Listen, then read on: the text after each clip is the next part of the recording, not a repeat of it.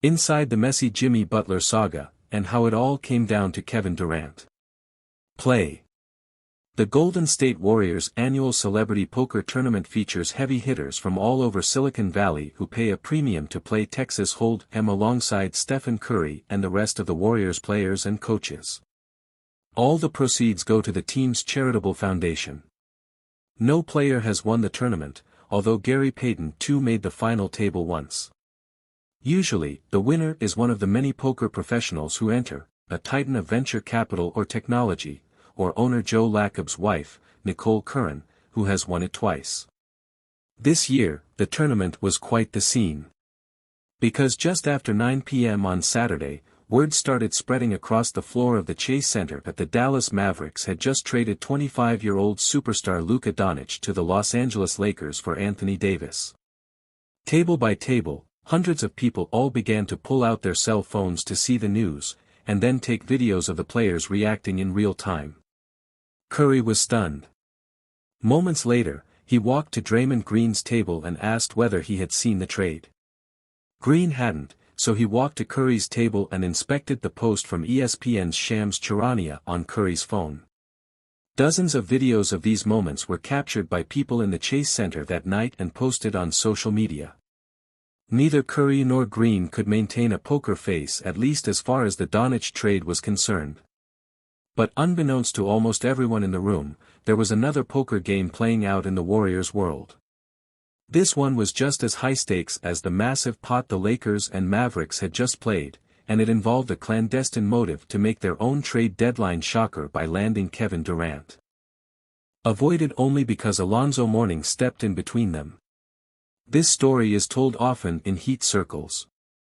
As is the story of the 8-hour practice that Riley put the team through after a player complained about the drudgery of NBA life. Dwayne Wade called it the Iron Fist. Others lump it all together under the umbrella of Heat culture.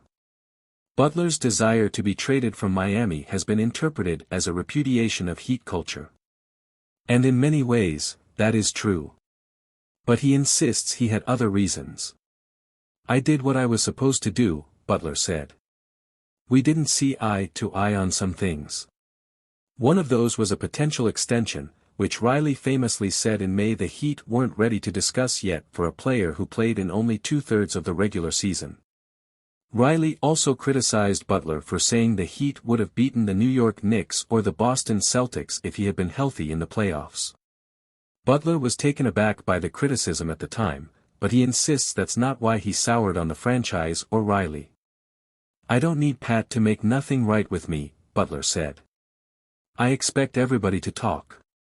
They're still going to talk and I'm going to do what I always do and put my head down." In his meetings with Riley and Arison in early January, Butler explained that he had grown frustrated with the Heat's inability to acquire more help for him after the 2020 and 2023 finals runs, sources said. That frustration grew when he believed the team had de-emphasized his role in the offense this season. According to ESPN research, Butler averaged just 56.5 touches this season and brought the ball up the floor just 11.4 possessions per game, both his lowest marks in a season since joining the Heat.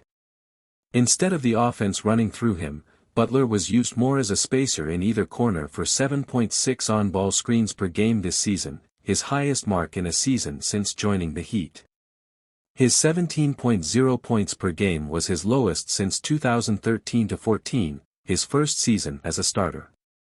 Heat sources counter that they had to adjust the offense because Butler missed so many regular season games.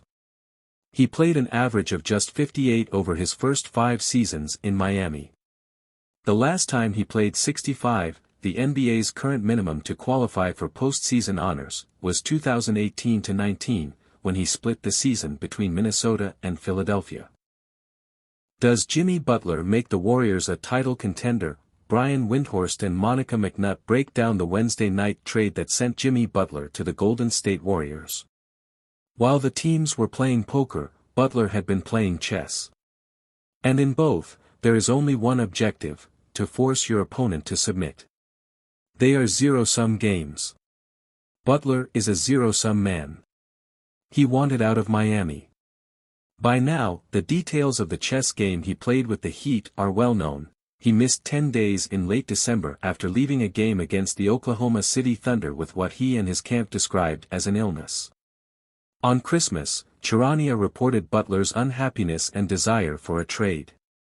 Team president Pat Riley issued a statement meant to squash those trade rumors. But when Butler returned to the team, he engaged in what the team later called multiple instances of conduct detrimental to the team over the course of the season and particularly the last several weeks, and Miami suspended him for 7 games on January 3. Is Golden State better with Jimmy Butler? Is Miami better without him? 5 questions on what happens now. Dysfunction, stormy practices and 6 All-Star games, a decade of Jimmy Butler. 2. Jamal Collier.